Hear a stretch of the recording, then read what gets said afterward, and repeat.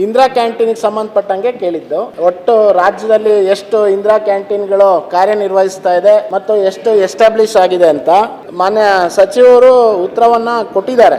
ಇಲ್ಲಿ ಪ್ರಶ್ನೆ ಏನ್ ಮಾನ್ಯ ಸಚಿವರೇ, ಈಗ ತಾವು ಹೇಳಿದ್ದೀರಾ ಒಂದನೇ ಹಂತದಲ್ಲಿ 197, ಎರಡನೇ ಹಂತದಲ್ಲಿ 186 ಮಾಡಿದೀರಾ, ಮಂಜೂರು ಮಾಡಿದೀರಾ. ಅದರಲ್ಲಿ ಇನ್ನ 22 ಕ್ಯಾಂಟೀನ್ಗಳು ಉದ್ಘಾಟನೆ ಬಾಕಿ ಇದೆ, 15 ಕ್ಯಾಂಟೀನ್ ನಿರ್ಮಾಣ ಕಾರ್ಯ ಪ್ರಗತಿಯಲ್ಲಿದೆ ಅಂತ. ಇಲ್ಲಿ ಪ್ರಶ್ನೆ ಮಾನ್ಯ ಸಭಾಪತಿಗಳೇ, ಇವರು ಉತ್ತರದಲ್ಲಿ ಹೇಳ್ತಾರೆ, ಒಂದ್ ಸಂಸ್ಥೆಗೆ ಇವರು 2017ರಲ್ಲಿ ಒಂದು ಎಕ್ಸೆಲ್ ಪ್ರೀಕಾಸ್ಟ್ ಅನ್ನುವಂತ ಸಂಸ್ಥೆಗೆ ಇದನ್ನ ಕಟ್ಟುವಂತದಕ್ಕೆ 4G ಎಕ್ಸಾಮ್ಷನ್ ಕೊಟ್ಟು 154 ಕೋಟಿ ರೂಪಾಯಿ ಪೇಮೆಂಟ್ ಅನ್ನ ಕೊಟ್ಟು ನಿರ್ಮಾಣ ಮಾಡಕ್ ಕೊಡ್ತಾರೆ. ಮತ್ತೆ ಅದೇ ಸಂಸ್ಥೆಗೆ 2023ರಲ್ಲಿ ಈ ಸರ್ಕಾರ ಬಂದ ನಂತರ ಎರಡನೇ ಹಂತದ ಕಾಮಗಾರಿನೂ ಕೂಡ ಅವ್ರಿಗೆ ಕೊಡ್ತಾ ಇದ್ದಾರೆ. ಅವಾಗ್ಲೂ ಕೂಡ ಎಕ್ಸಾಮ್ಷನ್ ಕೊಟ್ಟಿದ್ದಾರೆ. ವಾಸ್ತವ ಏನಂದ್ರೆ, ಬೇಕಂದ್ರೆ ನಮ್ಮ ನೀವು ಈಗಲೂ ನೀವು ಕೂಡ ಅದನ್ನ ನೋಡ್ಬೋದು. ಇವತ್ತು ನೀವು ಎಕ್ಸೆಲ್ ಪ್ರೀಕ್ಯಾಶ್ ಸಂಸ್ಥೆ ಅಂತ ನೀವು ಟೈಪ್ ಮಾಡಿದ್ರೆ ಆ ಸಂಸ್ಥೆ ಪರ್ಮನೆಂಟ್ಲಿ ಕ್ಲೋಸ್ಡ್ ಅಂತ ಬರ್ತಾ ಇದೆ. ಅಂದ್ರೆ ನೀವು ಕೋಟ್ಯಾಂತರ ರೂಪಾಯಿ 4G ಎಕ್ಸಾಮ್ಷನ್ ಕೊಟ್ಟು ಒಂದು ಸಂಸ್ಥೆಗೆ ಕೆಲಸವನ್ನ ಕೊಟ್ಟಿದ್ದೀರಾ,